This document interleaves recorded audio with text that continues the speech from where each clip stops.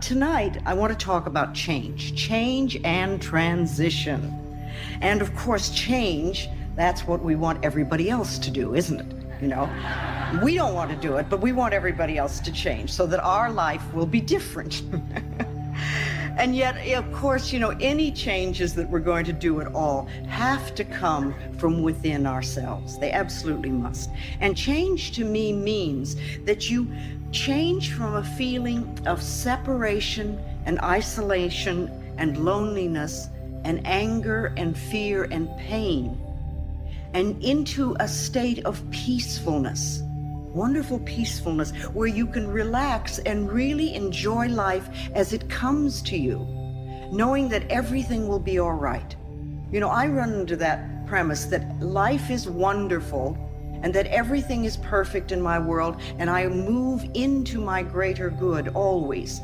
And that way it doesn't really matter to me which direction my life takes because I know it's going to be wonderful, so I can enjoy all sorts of things. You know, Gerald Jampolsky says that love is letting go of fear, and there is either fear or there's love. And if you're not in a love space, if you're not coming from the loving space of the heart, then you're in fear and all those other things like isolation and separation and things like that, and loneliness and anger. They're all part of the fear syndrome. And that's really what we want to change from. We want to move from fear into love and to make that as more or less a permanent state for us. You know, even the planet itself these days is very much in this period of change and transition. We see it all around us. We're going from an old order into a new order. And some people say it began with the Aquarian age. And at least the astrologers like to describe it that way. But you know, to me, astrology and numerology and palmistries and all those other various methodologies are just ways of describing life. They explain life in a slightly different way. And people use different language to do this. But the astrologers say that we're moving out of the Piscean age and into the Aquarian age now. And you know, in the Piscean age, we reached outside of us and looked to other people to save us. We looked for other people to do it for us. But in the Aquarian age, which we're entering now, people are beginning to go within and find that they have the power to save themselves. And this is a wonderful, liberating thing for us. Now, some people get very frightened because it seems to be responsibility. But actually, we're discovering our ability to respond to life, not in a victim way, but in a way that gives us power. In a way that gives us power. We're finding that we're getting a connection to what the AA people call the higher power and what I call our higher self, so that we can contribute to saving ourselves. And it's a wonderful feeling when you don't really have to be dependent on an outside person, but to know that you have within you tremendous abilities to make positive changes in your life. You see, if we're victims, then we feel isolated, we feel in pain and fear, and we're always looking for someone else to do it for us.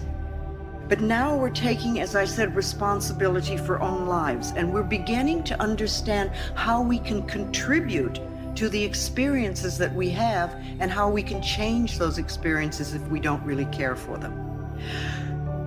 And of course, you know, from the moment you decide to make a change until you get your demonstration, as we call it, or when you get what you want, we have this transitional period.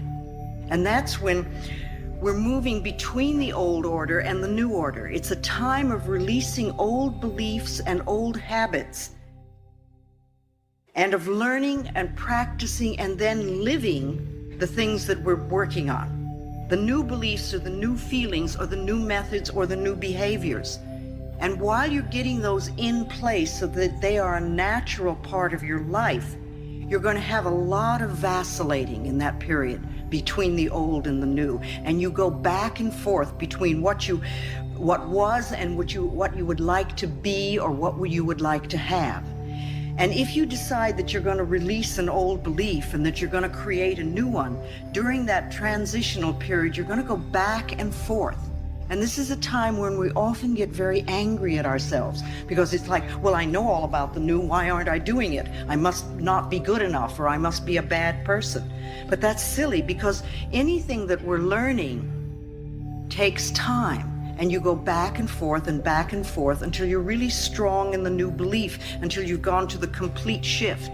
You know, you may begin to do an affirmation for something, and you're doing well, and then something happens, and you say, oh, I can't do that, and you go back to your old worry habit again. Well, that's just a period of vacillating. It doesn't mean that you haven't learned anything, and it doesn't mean that you're back where you started. It's just part of that back and forth thing. You're not settled in your new habit yet. And that takes a little time and a little practice and a little patience. And you want to be patient with yourself. Be patient with yourself. You know, you want to build yourself up instead of beating yourself up. There's a tremendously different image if you just think of it. Do your thoughts build you up, or do they beat you up? When you beat yourself up, you know, that's not being very loving to yourself.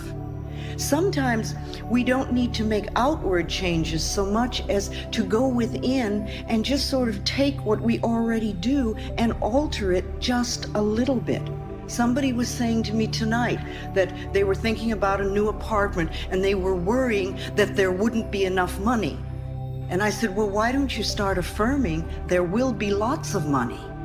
And you know, it's just like a tiny little thing, and you almost change 2 words. But it's a small way of changing the way you look at a particular situation. Somebody was asking me, saying that they were in a lot of pain.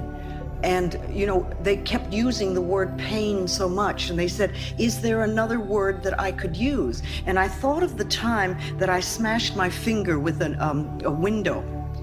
And I realized that if I really gave into it, I was going to go through a very difficult period. So the minute it happened, I started to do some mental work right away. But then I remembered I was referring to my finger as having a lot of sensation.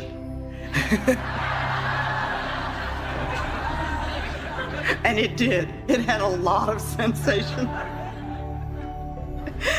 And you know, by insisting upon viewing it in that particular way, to me, I think helped it heal much quicker and helped me handle what could have been an incredibly painful thing. Because I knew that if I could alter my mind, it would be better. If we can just alter the way we think just a little bit. So those of us who want to change, we're moving from an old order to a new order. And lots of things are happening on this planet. I don't think things on the planet are so very different than they used to be, but we seem to be more aware of things.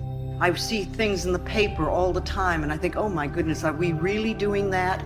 And then as I continue to read, it seems like we've been doing it for a long time, but it's coming to the surface. We seem to see more negativity.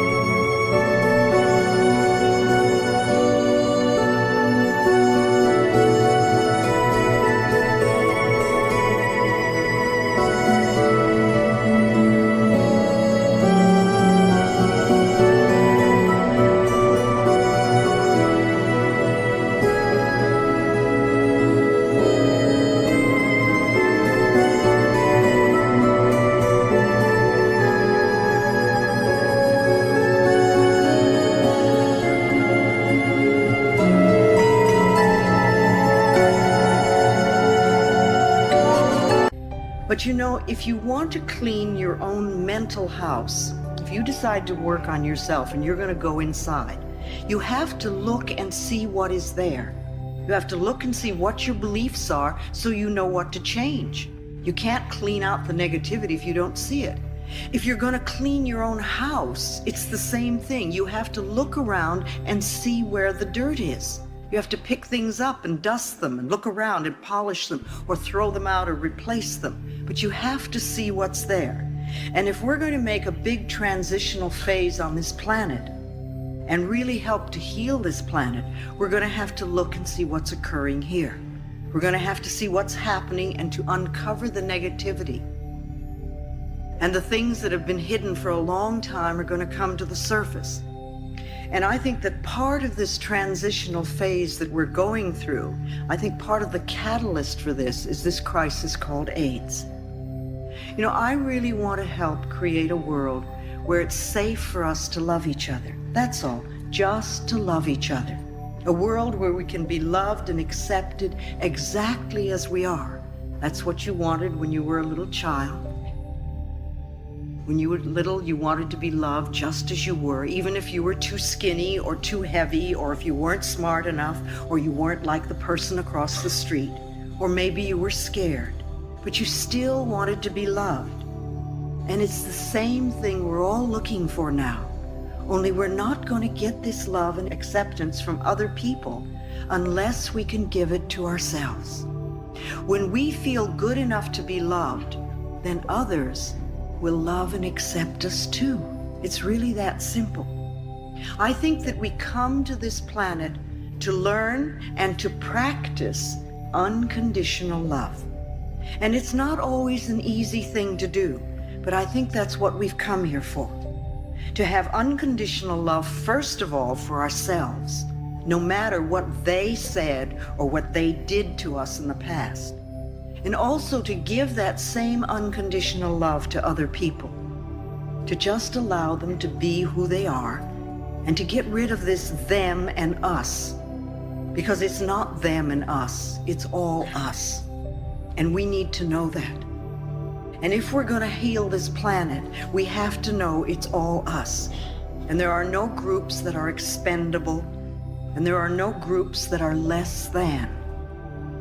There may be many people who are in so much pain that they're being harmful to other people.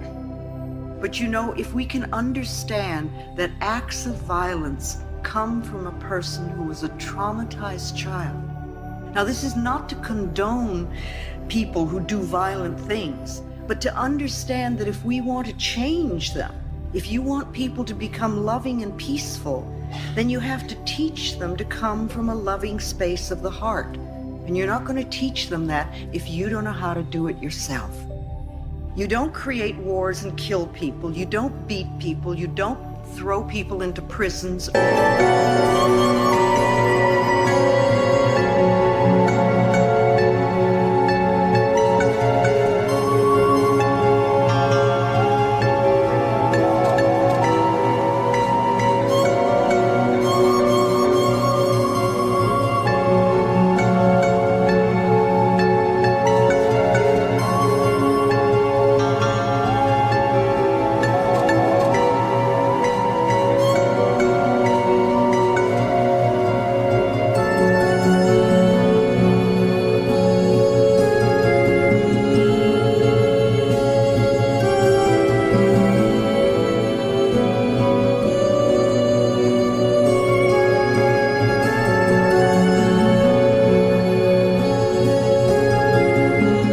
Torture them or do things like that. You teach them to forgive and to love themselves so they'll never do those violent things again. Because you realize that people who love themselves cannot hurt themselves and they cannot hurt another person.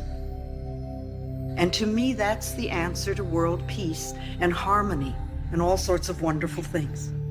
So to help as many people as possible learn to love who they are, it's very simple. That's my work in this world, is to help people love themselves, to love ourselves so that we can get to this new order of what I see as unconditional love and peace and plenty for everyone. And I know that it's possible if we can just get the nonsense out of the way. I believe that when we leave the planet, the only thing we take with us is our capacity to love. We take our capacity to love with us, and that's all. We don't take our relationships. We don't take our automobiles or our bank accounts or our jobs. We take our capacity to love. And we have many, many opportunities to open our hearts on a much deeper level than we have. To me, love is the answer. I really believe that love is the answer. It's powerful. It helps us. It helps other people. How do you give love to the world? What are you doing to create your own inner harmony? What do you do on a daily basis to make yourself feel good inside? Or do you just sit and bitch about what you don't have? Well, it's one way of handling it, but it doesn't change the situation. You're not going to do it by being mad at yourself or being mad at other people. And you're not going to do it by blaming people. And you're not going to do it by being a victim. So what is it you do? How do you express unconditional love in your life? Even a little bit. Is there a small area of your life where you're willing to give unconditional love? How are you experiencing peace within you and around you? And if you're not doing it now, are you willing to begin? Are you willing to start creating inner harmony and peace? Another question to ask yourself is, do you really want to change? Do you want to change? Or do you want to just sit there and complain about what you don't have?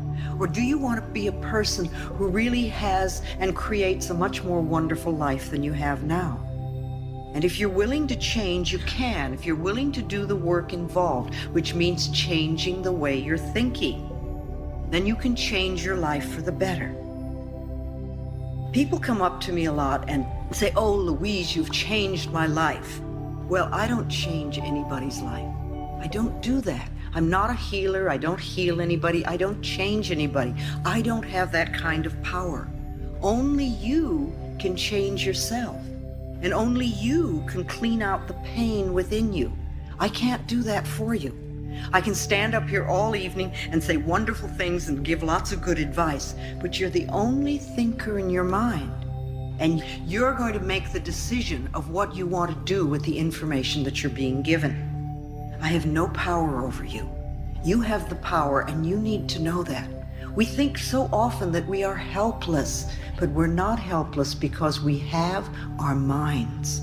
We have our minds. And you shape and mold your life from moment to moment by your thoughts and your beliefs and your attitudes. And you also want to know that you really are important to this world. You might say, "Well, I really don't do anything." But you are. Just the fact that you're alive is important, and your life has meaning. It really does.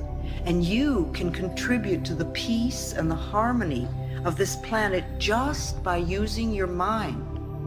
Now, some people get involved politically, and some people march, and some people do Peace Corps, and some people help feed the homeless and do all sorts of things, and that's fine.